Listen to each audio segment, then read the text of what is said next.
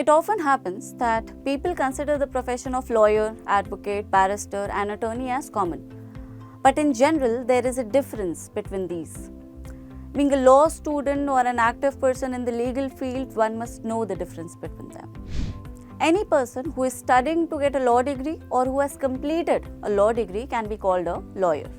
Besides, any person who has been trained in law is termed a lawyer. He may be a legal advisor, a consultant, academician, or an in-house legal counselor in a corporate firm. And he may draft documents such as wills, contracts, deeds, and more. Advocates are the lawyers who qualify for the Bar Council exam according to the Advocates Act 1961. In simpler words, an advocate is a person within the legal profession who possesses a law degree and also represents his clients in the court of law.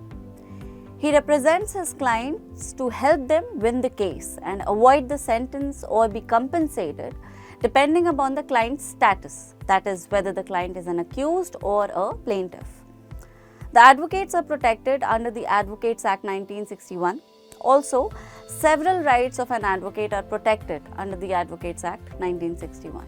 Barrister is a type of a lawyer in common law jurisdictions. They are expert advocates. They give specialist legal advice or guidance in particular areas of law. Mostly, the barristers are self-employed and functions in chambers with other barristers so that the cost of settlement and officials can be shared by them. Further, they can also be employed in-house as advisors by banks, corporations, companies, and solicitor firms.